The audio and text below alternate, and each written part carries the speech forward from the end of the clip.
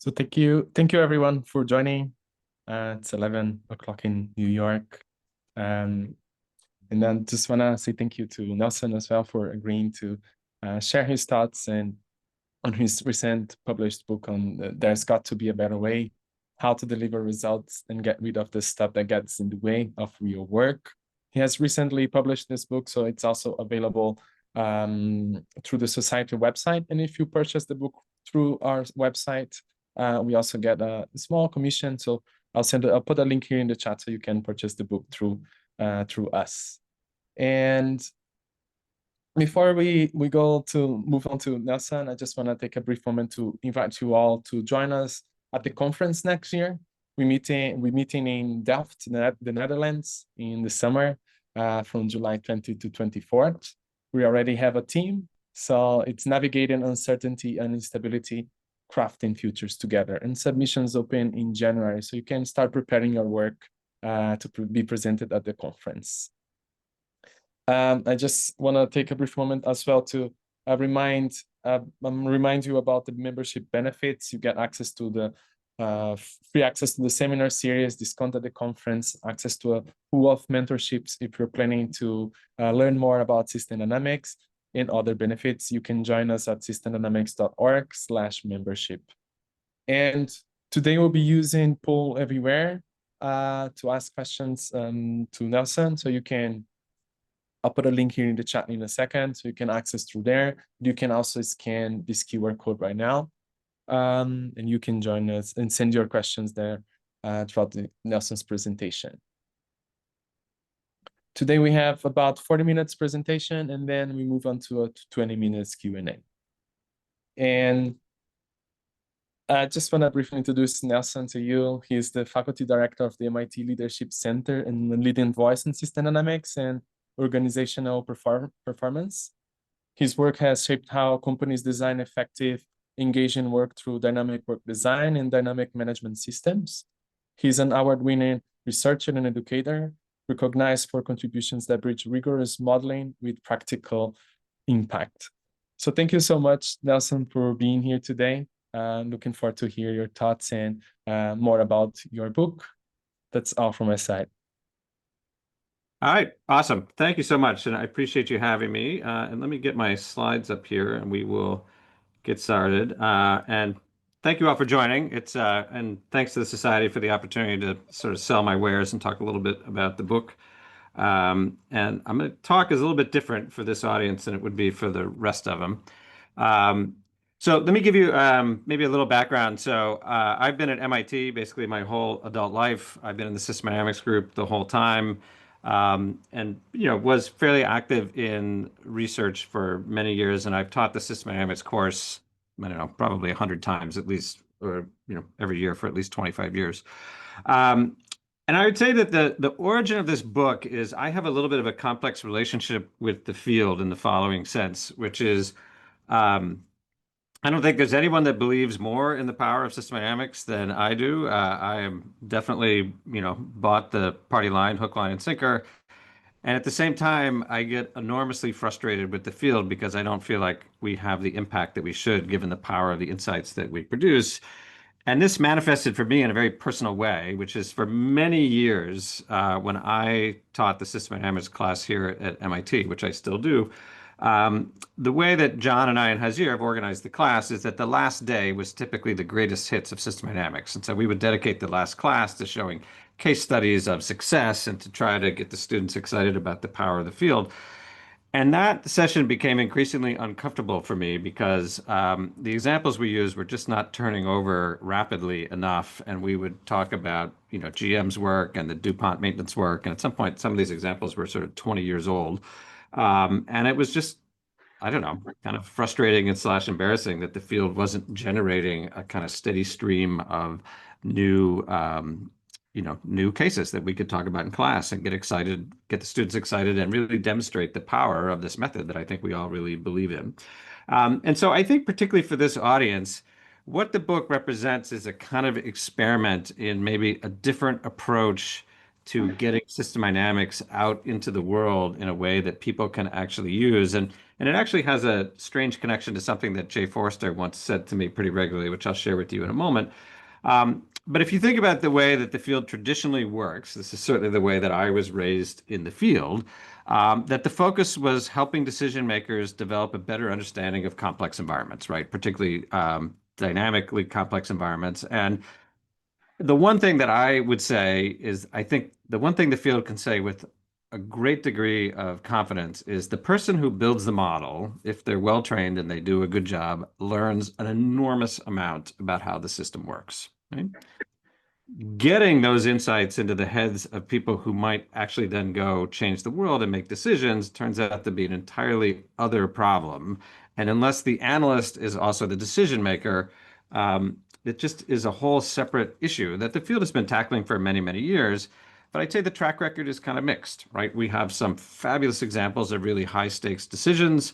But again, the sort of ability of the field to produce these examples and ongoing successes, it just is a little slow, at least for my taste. And so the question that I have been sort of fixated on for more than the last 10 years is, are there other ways that we could package these insights that might help us have more impact on the world?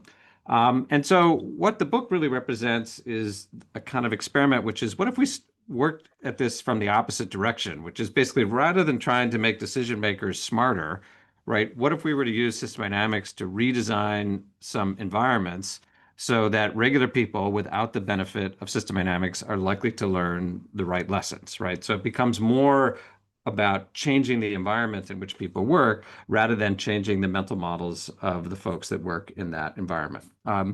And so the book is largely organized around this methodology that my co-author Don Kiefer and I developed that we call dynamic work design. And basically, what it is we start with the system dynamics derived diagnosis, which I'll show you in a moment, but it's the model that I've developed many variants of called the capability trap, which basically tries to describe why organizations descend into firefighting, and then uses that model to derive a set of design rules that would help you reconfigure environments and work in contexts so that they're more conducive to success, right? So rather than trying to change the mental models of all the people in the organization, maybe we could essentially simplify and redesign their environments. So given the learning strategies that people already use, they could be more successful. And the connection to Jay actually is, and I don't know if there's anyone else on the call here that's old enough to have interacted with him. But Jay used to often say to us when I was a PhD student a million years ago, that he thought that there were probably 10 models that might cover 80% of managerial situations. And he would hold up his market growth model as perhaps one example of that. And, the supply chain models that birthed the beer game might be another. And I, with any pretense of modesty aside, might argue that this capability trap thing might be another candidate for that canon of those 10 models. And whether the number is 10 or 12, I think is sort of irrelevant. But maybe we could have more impact if we were to take some of those canonical models and again, sort of derive more practical insights or tools that people could use rather than focusing entirely on educating people about closed loop diagrams and stocks and flows and modeling and so on and so forth. Now, I totally get that this might be heresy for some ears and, maybe deservedly so. But I do think given the power of the methodology, we need to consider alternative ways of getting that power out into the hands of people who can actually use it. And I will say, this is not a controlled experiment by any stretch of the imagination, but the class that I now teach on dynamic work design every year generates more change in the real world than my entire career of teaching system dynamics. Now, maybe I'm bad at teaching system dynamics and better at teaching this, but I will show you at the end of this talk a few of the projects that my students have generated using this method. And so, what I hope happens from this is this is a method that I think works pretty well in making work better. But I think for the field, maybe it would cause us to think a little bit more broadly about the different channels that we have to get system dynamics derived insights into the heads of people that can actually make a difference in the world out there. Okay? So with that, what's the problem we're trying to solve here? The book and most of my work has been largely organized around trying to explain the phenomenon that is described in this quote. I got zillions of these, but this is one of my favorites, right? And basically, what this manager is describing in this quote is a phenomenon that I see over and over again with the executives that I work with, which is basically the way I phrase it is that the system in which they are working manages them rather than they are managing it. And you can see in the quote, someone shows up at work Monday morning with the best of intentions for all the things they're going to do during the week. And then because the system is so unpredictable, right, they spend all week fighting fires and solving problems and playing whack-a-mole, choose your metaphor. And then when they check their to-do list on Friday afternoon, they didn't get a single thing done. And at least in my experience, this is a ubiquitous phenomenon that almost every manager can agree with, and can lead to any number of really undesirable outcomes. And I'll show you one example in a moment. So this is really my whole life has really been sort of organized around trying to explain why this happens and what you can do about it. And then the model that I and many PhD students have sort of developed a million variants over the years is this idea known as the capability trap. And some of you that are familiar with my work are probably tired of this because I talk about it all the time. But the basic idea is that in many of these systems, when you have to trade off delivering short-term results against investing in long-run capability, that creates a system that can have this better before worse trade-off that you see in the top left corner. And when you mesh that with some of the basic underlying psychology, you can tell a reasonably compelling story that this turns out to be a system which it's very easy for people to learn exactly the wrong lessons in terms of what drives performance. And the basic reason being that every time I push people to deliver on their production targets and pound the fist on the table to tell people to get the widgets out the door, all those interventions produce an immediate gain that's very salient and tangible. And so it's easy for people to learn to anchor on that, but in the long run, erode the overall health of the organization. And so if people make this better before worse trade-off over and over again, what they will find themselves is they'll be trapped in this sort of endless cycle of chaos where they're basically working their asses off to get everything delivered on a daily basis, and they never get around to investing in the underlying capabilities and training and fabric maintenance that would be required to have more control over the organization. Okay? And so that's kind of the gist of this capability trap, and I can point you towards a variety of citations. And then there's two other wrinkles that you can kind of derive from this system dynamics approach. Number one is captured in that bottom left corner, which is that when you try to do the right thing, which is to invest more on underlying capabilities and training and create a more robust organization, you get the complementary behavior, which is things tend to get worse before they get better.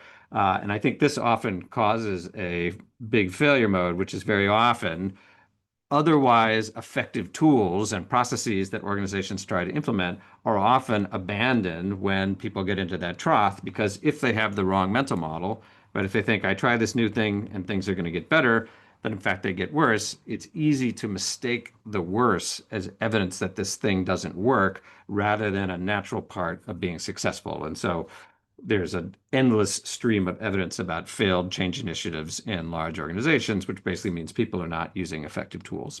And then the other wrinkle that's captured in the diagram on the right, which I won't sort of drag you through all the details, is these systems are even harder to learn the right lesson in because it turns out that they have this kind of tipping point property where you can move your investments between capability and performance delivery back and forth. And as long as you do it in modest amounts, it's actually a net win for the organization. It allows you to smooth earnings and deliver more reliable results. But if you do it a little too much, then you go over this tipping threshold, and then the system descends into, into basically utter chaos. And Hajir, who some of you may know, and I have a couple papers that sort of show the details of that. Okay, so basically, what System Dynamics has offered here is a diagnosis. I have collected over the years zillions of really scary examples of what happens when organizations sort of get caught in this firefighting cycle. Here is probably the most egregious. This is now an ancient example, but in March of 2005, BP had an explosion in its refinery in Texas City. I actually helped investigate this. And when you dig into the details, what you'll find is this is a sadly classic version of the capability trap, where in a well-intentioned effort to deliver good results, to make money, to keep the doors of the refinery open. It employed thousands of people in the Houston area. What happened over time is they increasingly skimped on the maintenance budget until the point where the facility was so poorly maintained that they had this massive explosion in one of their processing units, 15 fatalities, almost 200 injuries, cost the company sort of billions of dollars. And the quote there is from the uh, investigation report from the Chemical Safety Board that basically, concluded that BP had sort of cut maintenance, progressively over the course of a decade until it was inevitable that something bad was going to happen. And again, this is an extreme case, but we have seen versions of this phenomenon in almost every organization that I have ever worked with. So it's a very ubiquitous phenomenon, and I think system dynamics is extremely powerful in terms of explaining what's going on. Okay? So then the question comes, what do you do about it, right? How do we get these insights into the heads of decision makers so that they can avoid some of these failure modes? And, in these egregious cases, sometimes they have, an actual body count associated with them. And I think, the organizational literature offers us sort of three basic approaches to ways maybe we could make this work better, right? So if you're an economist, what you do is we change incentives, right? So we reward people for doing the right thing in the long run rather than the short run. If you're a psychologist or traditional system dynamics, our intervention strategy would be we need to change mental models. People just need to understand this system better. And then the last example would be structural features. Okay. No big surprise, given my system dynamics lineage, I don't see a lot of promise on the incentive side. John Linus and John Sterman did a really fabulous study on maintenance here at MIT, and they documented in painstaking detail that MIT had multiple net NPV positive investments in maintenance that would have saved the institute money within a year payoff time and still didn't make those investments. So the incentives were clearly there and they still didn't do it right, right? So I don't think it is simply a matter of getting the rewards correct. And one of the other reasons I think the BP example is illustrative is if there is any industry that knows the benefits of investing for the long run, right? It's the oil and gas industry, right? They are plowing hundreds of millions of dollars, if not billions, into oil fields today that are not going to pay off for decades. And yet they're very comfortable making those investments because they know it's NPV positive in the long run. And yet it turns out they have a very hard time making similar investments in their oil refineries. So again, I don't see incentives holding a lot of promise. I think the mental model approach is one that's been dominant in system dynamics, either through building the model yourself or using flight simulators. And in fact, there is a flight simulator that was very successful in this domain. Some of you may be familiar with the maintenance game that Winston Ledet and his colleagues pioneered. Showed some very promising early results 20 years ago, but it has proved to be difficult to sustain. And so that leaves the sort of structural approach. And the idea here, and again, this is what sort of underlines the book, is maybe if we gave people some guidance in configuring the work differently, they could learn the right lessons without having to be professional sort of grade system dynamicists. And that is basically the idea behind dynamic work design. And this was inspired by the fact that in every industry that at least we've studied, most organizations fall into this firefighting trap. But there are a few outliers that really seem to operate differently. And could we kind of encode what they do into a set of design rules? Okay. And so here's sort of the big idea that underlies dynamic work design that will sort of hopefully resonate with you. And I would say, as just maybe a guidance, particularly if we have PhD students that are on this, my experience has been over the years is that I almost always have many of the puzzle pieces before I can see the picture in the puzzle. So I have been working on this topic, for essentially my whole career, but it was only relatively recently in the book writing process that the core idea really finally snapped together. And I think the basic idea that underlies all of this is pretty straightforward once you see it, which is most of the formal processes that people use to run large organizations. So think of the basics, your strategy process, your budgeting process, your capital planning and HR planning, and so on and so forth. All are implicitly premised on the idea that we can forecast the future with some degree of accuracy, right? So if you think about a strategy or budget planning process, right, you're presuming that you have some crystal ball that's going to tell you what's going to happen over the next 12 or 24 months or even up to 5 years, right? And this goes back to, work done 50 years ago about the kind of modern corporate form and corporate processes and so on and so forth, right? So there's this implicit idea that we know what the future is going to bring, okay? Right. So from system dynamics language, we are assuming that the world is essentially static. It's not going to change that much. But we all know that this is not true, right?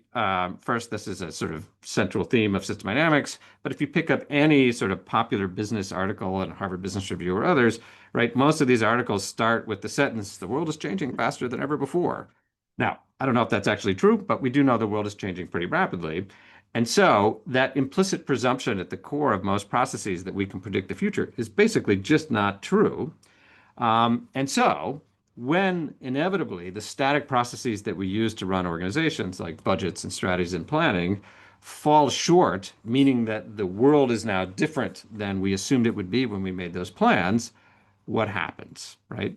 And you all know the answer to this, which is that when the strategy or the budget is no longer relevant because the world is a different place, all the smart, talented, motivated people in your organization work around those formal processes to make it look like they are meeting the plan and strategies when they no longer are, right? And that is essentially, at least in my worldview, where the trouble starts.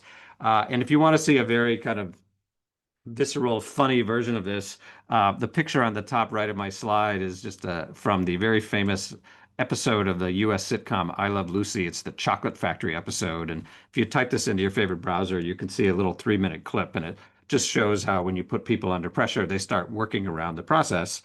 And I think basically what's happening here is that all that firefighting and all the stuff that I've studied has its origin when people are trying to make it look like they're following a process that they can no longer follow. And people are smart, right? So the workarounds that they come up with are very clever. But the problem is those workarounds are typically local and they're typically surreptitious, meaning that they are not public. And when you have an organization that is built on all these little sort of local workarounds and changes, that does not necessarily add up to the system that we want, right? And so what dynamic work design is really about is if we accept the fact that we can't predict the future with perfect accuracy, right, and that we are going to have to adapt in an ongoing way over the course of the planning period, maybe we would design some of those core processes differently. And so what dynamic work design has to offer is a set of design rules for designing those core processes. And what I'll show you in a moment is that when you do it differently, in many cases, the gains you get are so big that at least as an academic, I'm kind of scratching my head. And to maybe make this idea a little bit more intuitive, the analogy that I use all the time, which I think will be hopefully familiar to you, is if you look at the picture that I have on here, what this is an old school GPS system from, circa about 2000 or 2005. And if you think about how those systems work when they first developed, they were essentially static, right? Meaning that you would ask it to direct you to your destination. So say Boston to New York, which is a drive I do all the time. And what it would do is it would use some kind of shortest path algorithm to get you from point A to point B, and it would send you on your way with turn-by-turn directions. Okay? But if the conditions change in the course of your drive, the early systems would not adjust, right? It'd be just like your budget or strategy process. It would still, route you right into the traffic jam. You contrast that to, this is from the Waze app on my phone, but all modern traffic apps now work this way. The modern version of this is a much more dynamic system, meaning that if the traffic conditions change while you're driving, right, it will update your route, so it will route you around the accident or the traffic jam, right? And the basic contention of what's going on here is that most corporate planning processes look more like the early GPS systems than they do look like the modern traffic apps. And that if we add a little dynamic element to the way some of those processes work, we can often make the work a lot better. Yeah? So how do we do that? Well, in the book, we talk about 5 design principles, which I'll go through pretty quickly, and then I'll show you a couple examples, and then probably be time for questions. So the first one is what we call solve the right problem and solve the problem right. And basically the idea here is if you accept this conception that the world is a dynamic place and organizations are going to be constantly adapting to that changing environment, then the ability of the organization to solve problems or resolve mismatches really comes to the fore as a core capability of the organization, right? And so the gist of this principle is that when you come across a way in which your organization is mismatched to what the market requires, or you discover another problem, we want to make sure that we use good problem-solving techniques to resolve that. And good problem-solving techniques are really nothing more than the scientific method that you probably learned in the seventh grade. But we find when we get people to structure their problem-solving efforts just a little bit, and we use a very simple structure that's called the A3. And again, it's really nothing more than, articulate the problem you're trying to solve, collect the data, design an experiment, and then run the experiment. You often get a much more effective approach to constantly adapting the organization when people can raise their game around problem solving. Okay? Second principle is what we call structure for discovery. And this one has a sort of funny origin. I came of age in system dynamics when organizational learning was a very hot topic, particularly here at MIT. And that movement was enormously successful in the sense that most large organizations now have their own learning function. They have chief learning officers. Many of them have corporate training centers where people go to, for weeks a year, right? Organizations have adopted learning as sort of a core capability, except that what we have sort of figured out in this research is that there is no learning program ever designed that is going to offset the lessons that people doing work learn on a day-to-day basis. And so the idea behind the structure for discovery principle is let's configure people's work so that in the process of doing that work on a day-to-day basis, they actually learn the right lessons. And it would seem like that is a minimal requirement, but in fact, over and over and over again, we see basic jobs where they are configured in such a way that the person doing the work is almost certainly not going to learn the right lessons about how to do their job better. And so really, this is a charge from a system dynamics perspective to make sure that that basic balancing feedback loop of I do my job and I get some feedback about whether I'm doing a good job or a bad job actually directs me in the proper direction. And there's some couple ideas that sort of fall below that. But again, it's basically a charge to think about every role in the organization in terms of what people learn by executing that work. Third principle is what we call connect the human chain. And this really is a charge to make sure that you wire together the organization in ways so that when there is a mismatch between the way the organization is configured and what the market requires, so that there's a problem, that that issue gets escalated to the person best positioned to solve it in the organization. So this is essentially a charge to make sure that the information flows to the right places. And there's a bunch of subtleties here, which we could talk about in a moment if you're interested.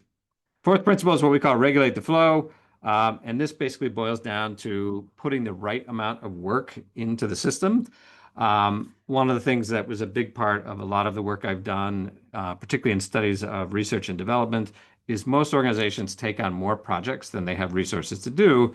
And it turns out that overloading an organization has a whole host of really negative consequences.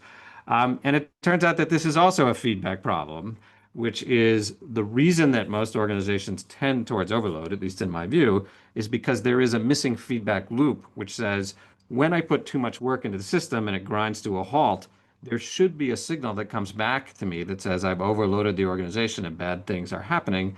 But in fact, that loop often does not exist or it's very weak. And so we have a couple thoughts about how you can make that feedback loop more effective so that organizations essentially can learn their way into the right amount of resource loading in the organization.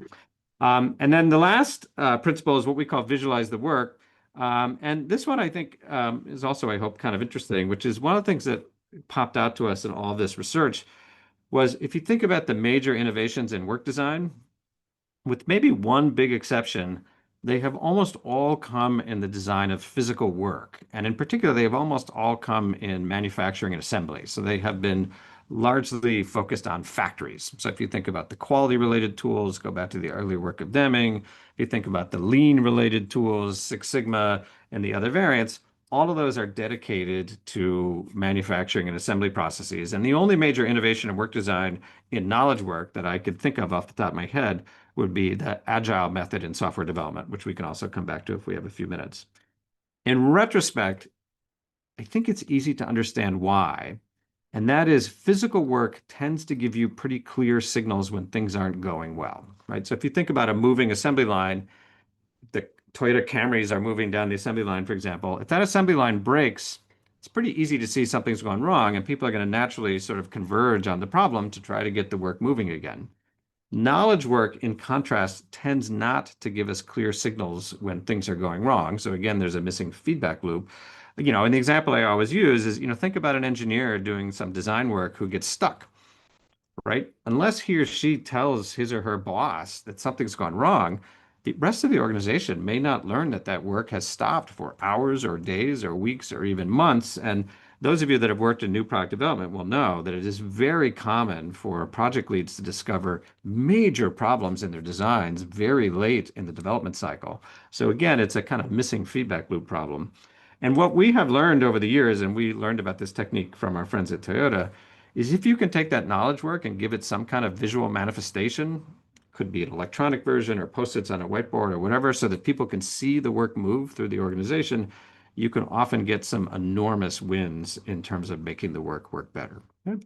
So the gist behind all of these 5 principles really boils down to how do we reconstruct the environment so that the feedback that people get actually leads them to the right solutions to make their work better. Okay? So with that, in my last few minutes, and then we'll stop for questions, let me show you just a couple of projects that we've worked on that will kind of give you the sense of some of the gains that you can make, and you can maybe get a little better sense of some of these principles in action. So this is a very simple project, but it's one of my favorites because I think it really captures the essence of what this method has to offer. So the organization here in question is Standard Chartered Bank. They are a big lender in Africa and Asia. If you're from the US, you may never heard of them, but they're a very large organization. And the person who did this project was David Whiting, who was the chief operating officer at the time, who had been the student in one of our classes. And the problem that he faced was one of his jobs as the chief operating officer is he was responsible for approving all the IT projects that the bank did to make sure that those projects were compliant with a variety of risk controls, right? So you can see, information security, cybersecurity, so on and so forth. And if you dig into the nuts and bolts of the process, right, the way it actually worked is he had 16 risk experts that worked for him, and every project had to be vetted and basically checked off by these risk experts. Okay? At the outset, the average time for just this part of the process was 120 days. Okay, and there's probably just a few hours worth of work in here. So it was a really Byzantine and not well-working process. And Whiting said what he realized was, as the process was gated by the risk manager who thought the project in question was the least important, right? And so what I want you to imagine here is that you are the project manager. You have to get these 16 people to sign off on your project before you can move it to the next phase, right? So you're basically a shuttle diplomat that is trying to go find these 16 people, get them to review your project, and give you that signature so that they can move forward. If the risk manager thought that his particular risk area was important, well, of course, he's going to meet with you and have a discussion about how to handle the cyber risk, whatever it might be. But if the risk manager didn't think that their particular risk area was inappropriate, yeah, they're not going to meet with you, and it's going to take time to get around to stuff and so on and so forth. So extremely inefficient process, and 120 days was a very long time. So following the connect the human chain principles and the regulate for flow principles, Whiting did something very clever. He instituted a weekly hour-long meeting, and the meeting was organized around what he called a common backlog. And the common backlog was nothing more than a rank-ordered list of all the projects they needed to approve. And it's the rank ordering that is the important part, which is this is the most important, this is the next most important, this is the third most important. And what they would do in that 1 hour meeting per week is they would simply work on the first project on top of the list until it was done, and then they would move to the next one and the next one. And just with that hour-long meeting each week, the average approval time fell from 120 days to 20. And by Standard Charter's own calculations, right, that time reduction saved them $250 million annually because they were getting their IT projects to the market sooner. Now, Standard Chartered is a very big bank, so that number, is substantial just because of their size. But still, that's a pretty nice improvement from an hour-long meeting.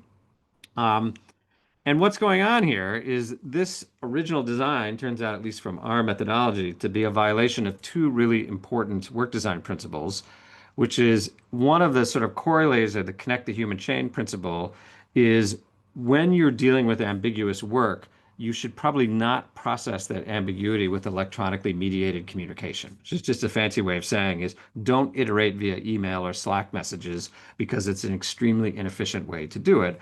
So by bringing all the risk managers into this meeting for 1 hour a week, now the information flow increases by an order of magnitude, and you can get things done quite a bit more rapidly. And then the second principle that was violated here was regulate for flow, which is basically they had crammed too much work and people were spending too much time task switching. And by using that common backlog, right, it forced everyone to work on the most important project first and then only move to the second one when that next one was done. And you can see, with really sort of dramatic gains. Now, when I first sort of saw some of these, I simply did not believe they're true, but I've now seen this happen enough times that I actually think that these gains are real. And let me show you sort of one more version of this, and then I'm happy to stop and we can take questions. This is from some students that took Don's in my class a couple of years ago. This is back to an oil refinery, different oil refinery than that's not a BP refinery. And the process they were looking at was their maintenance process. And basically, the way this works, just to give you a very quick overview, is that someone who works in a production unit finds a problem, right? Could be a pump that is vibrating or stinks, or they have some sense of what is wrong. So they would identify an opportunity, and they would write up a work order and send it to the maintenance team. The maintenance team, the first thing they would do is they would scope the work, which basically let's figure out what's required to maintain the pump, what's all the equipment and people that we need. Once it was scoped, they would then go to the planner, and the planner would take that job and try to put it into the larger plan of the maintenance. And then it'd be ready to go, and it would sit in the backlog, and then it would execute it and get done. Okay. At the outset of this, this process was not working well at all. And just to give you one sense of how badly it was working is for each maintenance job, they would have a risk ranking. So was it priority one, priority two, priority three, with the priority ones being ones that were safety critical. For any job other than a priority one, right, it would take up to a year to get that job done, right? So it was a very long delay. And you all can probably figure out what's happening from a system dynamics point of view, which is if only the priority ones are the jobs getting done, then suddenly every job becomes a priority one because people are labeling everything safety critical, and now the prioritization scheme is no longer helpful, right? And it turns out what's going on here is this is an egregious violation of the regulate for flow principle because they're cramming way too much work into the system, and that's creating a huge amount of task switching, which is extremely inefficient. And basically the format that would take is, the planner or the scoper would start a job and then another job would show up that's more important. So they would put their work down, they'd move to the other one, then they'd come back. And the same thing was happening out in the field. And so they were really an inefficient process. And in this industry, one of the things they look at is what they call time on tools, which is just a measure of how often are mechanics actually doing work. And their time on tools number was just abysmal because of all the stopping and starting. So what's the intervention? Well, following the regulate flow principle, we help them implement what is known as a pull system. And I won't sort of drag you into all the details, but essentially the rule behind pull is what you do is you do all the reprioritization up front. And once you let a job into the system, you let it flow to completion without interruption. And there's another picture here on the bottom of the slide about how they did that. But essentially, as you try to get all the tough decisions making up front and you kind of avoid the stop and starting. And this process turned out to, again, be enormously successful. You got a 30% cost reduction. Average work backlog dropped dramatically. They actually got to cut a few resources that they no longer needed. And the big gain was they got a threefold improvement in time on tools, right? So now the mechanics are actually spending 3 times as much time actually fixing equipment rather than stopping and starting and back and forth. And this project actually is fairly old. They did this work, I think, 8 years ago, and it has still persisted to this day, and it's now been spread to several other refineries in the system with really sort of positive results. So let me stop there. I have zillions of these projects, and if you get a chance to read the book, one of the things our editor pushed us to do is it's a very narrative-driven book now with tons of examples, so you get to see more of these. But I guess the last thing that I would say, just to go back to where I started, I'm a believer in system dynamics, and you can see feedback sort of thinking, sort of permeates everything I do. But at least from my perspective, I have had so much better luck in terms of making changes in the world and giving people tools they can use with this approach than I had with the sort of more traditional system dynamics approaches, which is not to say those approaches aren't useful. But I think what's really going on here is that when we have one-time big dollar decisions, then I think the traditional system dynamics approach is probably very sort of appropriate. But when the decisions that we are dealing with are things that people are making every day, I'm not sure the traditional implementation models are likely to be as successful. And so this might be a case where the work design approach and changing the context might offer us some additional gains. So let me stop there, Fernando, and I'm happy to take as many questions as I can cover in the time Sure. together. Thank you, Nelson. That was a great presentation. Let me just share my screen here. We'll be taking questions through poll everywhere, so you can go to the chat and access the platform here.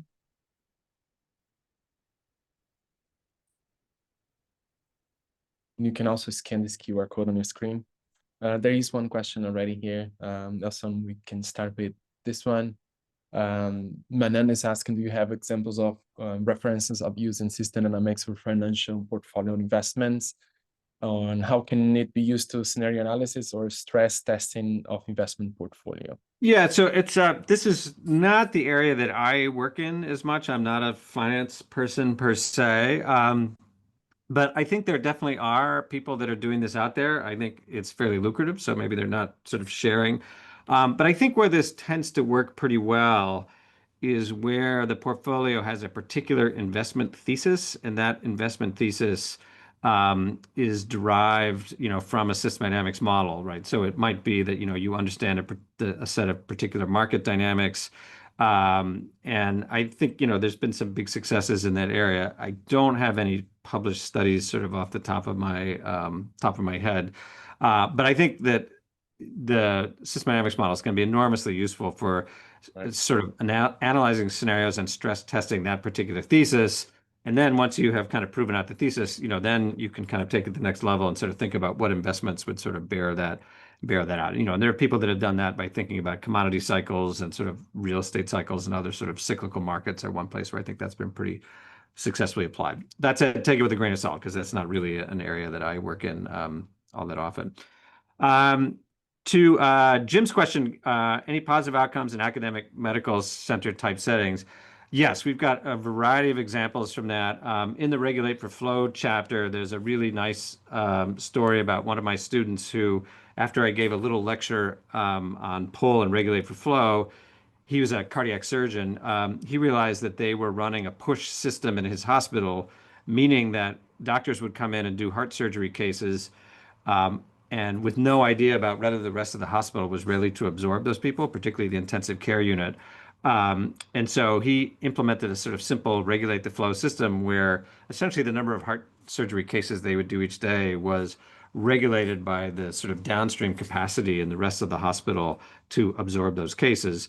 And they got about a 7/10 of a day reduction in the length of stay in the intensive care unit.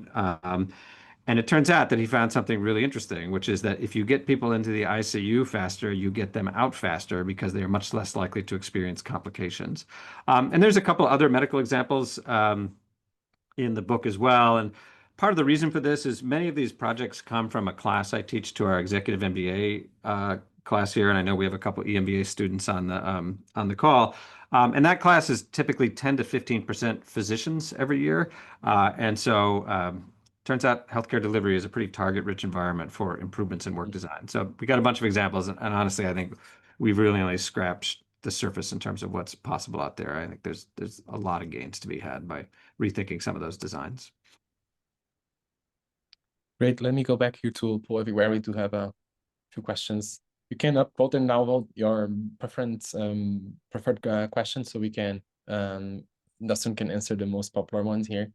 The next one is, have you thought of drawing a causal loop diagram and modeling how the principles of dynamic work design increase productivity? And would those be variations of the capability trap model? Yeah, so I think very much. I mean, the capability is really, trap model is really about productivity and specifically why don't we make the investments that would improve productivity in the long run? So yeah, no question. There's a zillion variants of these. I would say though, looks like this is Tarun, one of my current students, um, is that be a little careful about this sort of generic version of a capability trap because I think the devil really is in the details here. And so, if you're going to use this flavor of analysis for your particular setting, you want to really kind of understand the trade-offs that are unique to your specific setting, because how they interact is going to differ, I think, from setting to setting. But I think there's a whole host of positive feedback loops that can erode productivity if you're not careful. And can trap organizations in, different variants of that firefighting cycle. Happens in almost everywhere, pretty much.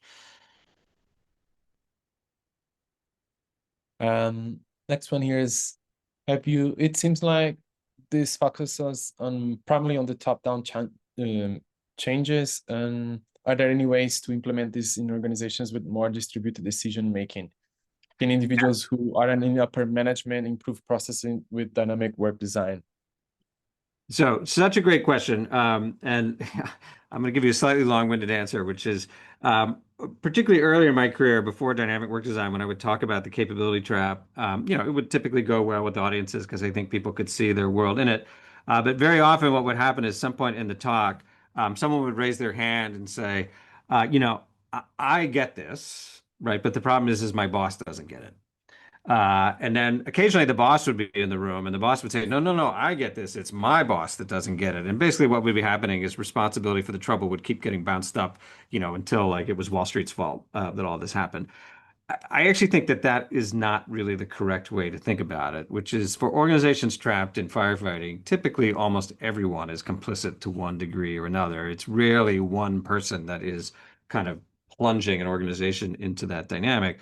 Um, but I think it does raise this corollary question, which is if you feel like you're trapped in one of these cycles and you're not the chief executive officer, what do you do? And we spend a lot of time in the book sort of talking about this. And Don and I are very much of the mindset that the way to implement it in an organization is to start small and work out incrementally, and that you can start from almost anywhere. And the place to start is with your own work, right? And I know that my students and former students on the call will recognize this because they've heard me evangelize this over and over again. But the way to get started wherever you sit is pick a problem in your own work, right? Formulate a clear problem statement, go see the work, understand how that work is executed today, and then start with a really light application of the design principles to make that work better. And if you can get a few points on the board, get some early wins, that will be the most powerful thing you can do to then propagate the change to other parts of the organization. And I would say in most of the successes that we've been involved in, it very rarely starts from the top, right? It's funny, I tell people at MIT all the time, right? The deans, and I was one here for a while, like we don't run the school, right? And the president doesn't run the school, right? It's the folks in the middle and the administrators that make all the decisions on a day-to-day basis that really run the school. We may give them guidance and direct it, but we don't have sort of day-to-day responsibility. It's those folks that I think often have the most leverage to really change an organization because they're the ones that are kind of holding it together on a day-to-day basis. But at the same time, they're extremely busy. And so starting small, pick a problem that's in your sphere of influence that you can make progress on, scope it down so you can make progress on it quick is, at least in my experience, probably the single best thing you can do to propagate it. And I think it works whether you are a very hierarchical top-down control or you live in a much more distributed organization. People can see results, and once they see results, they're much more likely to hop on board, has been my experience. Great, thank you, Nelson. Do see a lot of questions coming in, so please do use this feature of upvoting or downvoting questions so we can pick the most popular ones here. Let's see this one. Aside from getting the book, is there a library or repository of your students' work through which we could further familiarize with the dynamic work design methodology, interested in more concrete use cases of this work? Yeah, so I think that the available resources fall into three or four categories. So first, there's a book. Second, there's a lot of my and many of my former students sort of earlier work that was the diagnostic site. So there's a bunch of different variants of the capability trap model, and I can provide a bibliography um, that could follow this or go in the show notes or something like that. And then Don and I have a series of papers, most of which have been in Sloan Management Review, that were sort of early versions of the book chapters that have sort of different cases and examples. I think there's now four of those. And then there's a couple other variants. The project I described with getting patients to flow through the hospital actually was in a healthcare journal. So there's probably eight or so different sort of pieces that go with that. So, this is still new. And I think one of the things that really needs to happen in this line of research is that, you know, I need to quit working in this area and hopefully other people will pick it up because, I think I am now sort of a little too steeped in it and probably don't have fresh eyes when it comes to it. So I very much hope that people will start working and improving and, making this stuff hopefully even more impactful and better as it goes forward. But yeah, Fernando, I can provide a list of stuff that I assume That'll be some helpful. method to get it Also, out to people. Yeah. I was also asked about if you could share the slides. So if Yeah, you could happy to upload do some that. of the slides, that'd be great. Oh, and one other thing is now that I'm in book promotion mode, I do have a YouTube channel that's got a bunch of different versions of this that you can go if you want to see the talk version. That stuff is out there. Good. I can share a list of resources whenever you share with me. I can make Yeah. a send to all the attendees here. Uh, So in big incumbents now experimenting with AI and agents, we're seeing a new kind of pilot graveyard where AI sits in project land and never rewires the day-to-day work. What specific design rules would you give leaders so that AI amplifies problem detection and ownership rather than numbing them? This is such a great question. And I've been joking lately that as an MIT professor, I am contractually obligated to mention AI at least every 7 minutes. So I think I've already violated my terms of employment. So this question comes up a lot. I mean, it is the hottest topic going at the moment. Um, and let me offer an analogy. This comes from a little short op-ed piece that Don and I wrote that I think is illustrative about this, which is what this reminds me of is way back in the 1980s. The US auto industry, because they were basically getting their asses handed to them by their Asian competitors, at one point thought that they were going to solve their competitive problems with robots. And GM was the one that really went to town on this. And they tried to build entirely lights out, robot only factories. And they thought that was the way that they were going to compete with Toyota was through automation. And it turned out to be a total disaster. The robot factories were never competitive with their more human-centered versions. And when we were writing this op-ed piece, we went back and looked at some of the case studies and original data, and you can find these very funny examples where the robots spent more time painting each other than they did the cars, and they were welding car doors shut, and so on and so forth. GM lost billions of dollars on this, and this is 1980 billion, so it was real money back then. Um, but fast forward today, 40 plus years later, if you were to go to an automobile factory, there's tons of robots, right? So they had the right answer, right? The question was, how do you get from point A to point B? And I feel like in the AI world, we're at grave risk of replicating that same failure mode, which is there's no question in my mind that when we have this conversation 10 years from now, AI is going to be embedded in our lives in ways that we can't even anticipate today.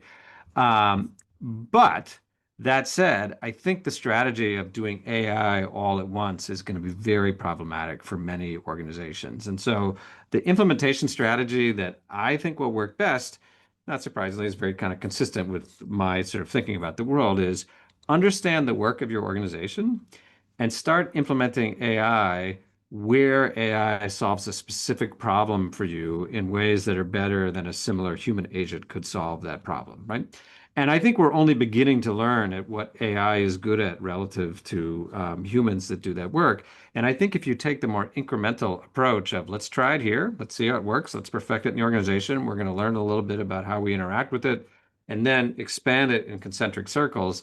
I think in the long run, that will get you to a fully AI-enabled organization much faster than if you tried to do it everywhere all at once. And I think the reason for that, and I think this is also why the GM robot experiment failed, is any work process, but particularly knowledge work processes, are a mix of the formal process, right? This is what we think is happening, and then all the little workarounds that humans have added to that process to actually get their work done.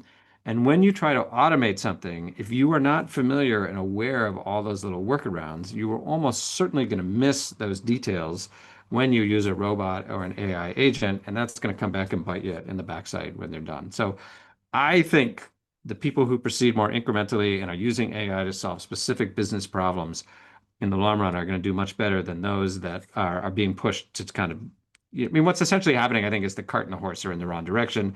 I know every CEO of the world is having to tell their board what their AI strategy is, but if you go looking for places to use it, right, rather than you have problems where AI might be a good solution, I think you're going to get yourself in a world of trouble. And my own belief is that we're going to see a big kind of backlash, which is not to say that AI is not going to take over the world, because it certainly is. But I have a feeling there's going to be some hiccups along the way if people don't think smartly about their implementation strategy.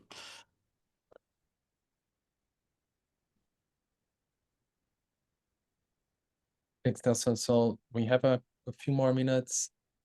The next question here is, does the environment first approach mean we should redefine what leadership looks like, and how do we sell this to executives stuck in old ways? This is a great question. It probably maybe a good last question, because now we're running low on time. So I was raised in an academic tradition that I think tended to underplay the impact of leaders, right? System dynamics is a very sort of structural approach, and the goal is to get all this stuff right and to improve mental models. And I think the idea that there is one leader at the top of the organization that really controls everything is, a little bit antithetical to sometimes how we think. I am now the faculty director of the Leadership Center and at MIT, and one of the reasons for that is that my experience out in the real world has disabused me of the notion that leaders don't matter. In fact, I think in many cases leaders matter an enormous amount, and if we don't take that seriously, we're kind of missing a trick. But that said, and I totally agree with where the comment is going, is that I think the way we think about leadership is pretty broken in a lot of contexts. And I'll just give you one variant of this, which is when I used to work in the energy industry, we would often joke that there was a leadership style that we called, "What part of 17% don't you understand?" And what was being captured there is that there is a version of leadership that says the role of leaders is to set targets and then to hold you accountable for those targets. And how you get to that target is your problem if you work for me, not mine, right? So what part of 17% you don't understand was, when someone asked the boss, like, "Well, I don't know how to do this," like they would just basically repeat the target. Okay. I think this is enormously misguided, right? And some of those, like those industrial accents I showed you earlier, I think have in part their roots in that exact issue. And so I do think leaders really need to, like, we need to rethink leadership in a fairly fundamental way. And I think, how do you sell executives that are stuck in old ways? The advice I would give you is don't walk in and say, "I have the answer to your problem. It's dynamic work design or system dynamics or AI or whatever it might be," right? In order to convert executives, you need to solve problems that they care about, right? If you can help them make progress on business issues that are important to them, they'll start asking you, "What are you doing?" And so we always counsel our clients and students and partners, just start making the work better. And when people see cycle times falling and productivity going up and workforce engagement scores improving, they're going to come ask you what you're doing. And then now you have a little opening. Well, hey, I'm using this thing called dynamic work design, or we've been using system dynamics or whatever. So lead with the results and the business outcomes, not with the techniques, right? And the moment that they are asking for the techniques, you're going to be an entirely different conversation. And I think this is a lesson that the field of system dynamics has had to learn kind of over and over and over again. Because look, we're believers. We love this stuff. And it's easy to get excited about the details of the tools, but I think for the uninitiated, it often can take you to sort of the wrong direction. So, Great, thank you, Nelson. I think we got to the end of this webinar. I however see that there is quite a few outstanding questions here. What I can do is that I'll send to you these questions, and maybe hope you have some time to answer a few of them. I can send back to the attendees, so we hope we got their questions answered. But I do see over 27 questions here. So but thank you so much for your time, Nelson, and thank you everyone for joining. And yeah, thank you. Hope to see you in the next webinar. We have another webinar in the next week. So thank you for joining. yeah. Thank you, everyone. Really appreciate it. Have a good one. Bye-bye. Bye, thank you.